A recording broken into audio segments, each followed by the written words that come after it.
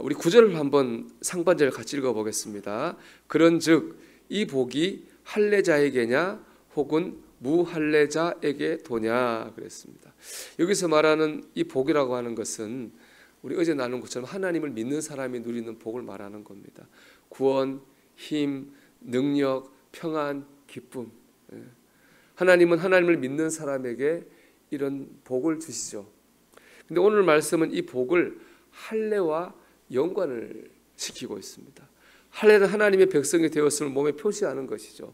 아브라함 이르러 유대인 남자로 태어난 사람은 태어난 지 8일 되는 날에 할례를 받아야 됩니다.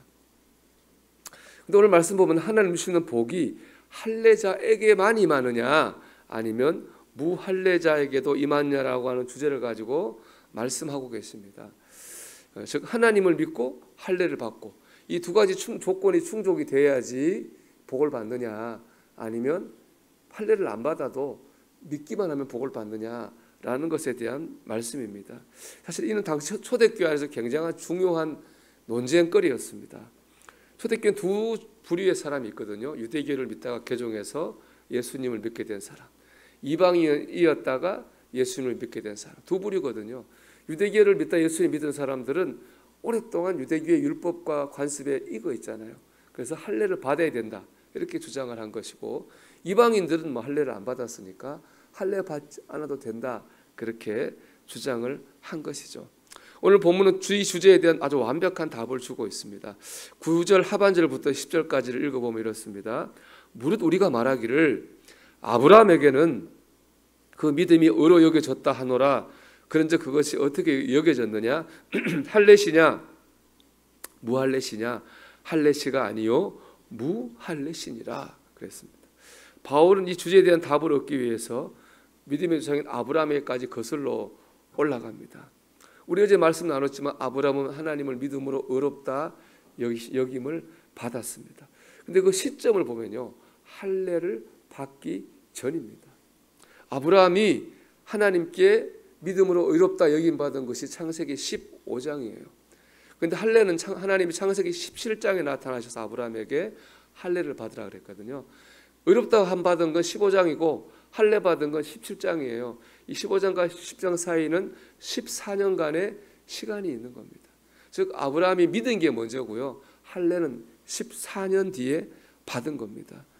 그러니까 아브라함은요 믿음으로 구원을 받고요, 믿음으로 은혜를 받았습니다. 할례는 뭡니까? 그 믿음으로 살았다고 하는 징표입니다. 믿음으로 산 징표가 바로 할례인 겁니다. 그래서 할례는 소중합니다. 우리가 믿음으로 살았다고 하는 외적인 징표이기 때문에 할례는 소중하죠. 하지만 그렇다고 해서 할례가 우리를 구원하거나 우리에게 복과 은혜를 주지는 않습니다. 할례를 오늘날로 적용하면 어떤 것들이 있을까요? 먼저 세례가 있겠죠. 세례 받죠. 직분이 있어요. 직분을 받으니까. 그런가 하면 성경에 대한 지식이 있어요. 교회를 다니면. 또 교회 생활에 대한 이해가 있겠고, 기도하는 습관이 있겠고, 우리는 때로는 교회 일에 이 모양 저 모양으로 봉사를 하기도 합니다. 이런 것들은 너무 소중하죠. 세례, 직분, 성경 지식, 기도하는 습관, 봉사, 너무 소중한 것들입니다. 하지만 잊지 말아야 될 것은 이것이 우리를 구원하거나 우리에게 복과 은혜를 주는 것은 아니라고 하는 겁니다. 우리를 구원하고 우리를 신앙적으로 행복하게 하는 것은요 오직 믿음입니다. 저는 이 믿음을 하나님과의 인격적 관계라고 말하고 싶어요. 우리가 하나님을 믿는다고 할 때 뭘 믿는 겁니까? 하나님 나를 사랑하는 걸 믿는 거예요. 하나님 나를 너무 사랑하셔서 하나밖에 없는 아들 예수님을 우리를 위해 보내신 거예요. 예수님께서 우리를 너무 사랑하셔서 우리 죄를 대신 지고 십자가에 죽으신 겁니다. 이처럼 하나님과 예수님이 우리를 너무 사랑하셔서 당신들이 가장 귀한 것을 내주실 만큼 우리를 사랑하셨어요. 이만큼 우리를 사랑하시는 분이 일상생활에서도 우리를 지키시고 도우시고 인도하십니다. 이걸 믿는 것이 바로 믿음입니다. 제가 신랑훈련 받은 곳에서 요즘 우리 청년들 십자가 목걸이 걸고 다니는데요, 십자가 목걸이 의식을 하면서 주고받는 말이 있습니다. 십자가를 주는 사람이 십자가를 받는 사람을 향해 말합니다. 주님께서 당신을 사랑하십니다. 십자가 받는 사람이 화답합니다. 저도 주님을 신뢰합니다. 주님께서 당신을 사랑하십니다. 네, 저도 주님을 신뢰합니다. 이 인격적 사랑과 신뢰의 관계가 바로 믿음인 겁니다. 주님 나를 사랑하시는 걸 믿으면서 주님을 의지하고 그 사랑에 합당한 삶을 살고자 하는 것이 바로 신앙 생활입니다. 우리가 이런 마음으로 신앙 생활을 할 때 우리는 세례를 통해서, 직분을 통해서, 성경 지식을 통해서, 기도를 통해서, 봉사를 통해서, 일상의 삶을 통해서 구원을 경험하고 은혜를 체험하게 될 것입니다. 사랑하는 여러분, 주님이 당신을 사랑하십니다.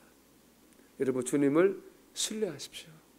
이것이 신앙 생활의 본질입니다. 우리가 여러분 의로워지려고 예수 믿는 거 아닙니다. 세상적으로 성공하려고 예수 믿는 것도 아닙니다. 주님이 나를 사랑하시는 것을 믿는 겁니다. 나를 주님이 구원하시는 것을 신뢰하고 의지하는 겁니다. 이 사랑을 믿고 의지하다 보면 우리가 의로워지고 우리의 삶 가운데서도 우리의 삶이 풍성해지는 은혜를 경험하게 됩니다. 혹시 신앙생활을 하는데 기쁨이 없고 평안이 없고 힘이 없다면 우리는 하나님과 나와의 인격적 관계, 이 신앙의 본질을 점검해야 됩니다. 내가 이 본질 위에 서 있는지를 나를 돌아봐야 됩니다. 그리고 그 본질로 돌아와야 되는 거예요. 다른 어떤 것보다 주님과 나와의 인격적 관계를 회복해야 됩니다. 저는 로마서의 위대함이 여기 있다고 생각해요. 로마서는 계속 본질에 대해서 말합니다. 본질로 돌아오라고 말하고 본질 위에 서라고 말하는 거죠. 여러분, 주님이 여러분을 사랑하십니다. 주님을 여러분 신뢰하십시오. 이 주님과의 인격적 관계 속에서 풍성한 은혜를 누리시기를 주님의 이름으로 축원합니다.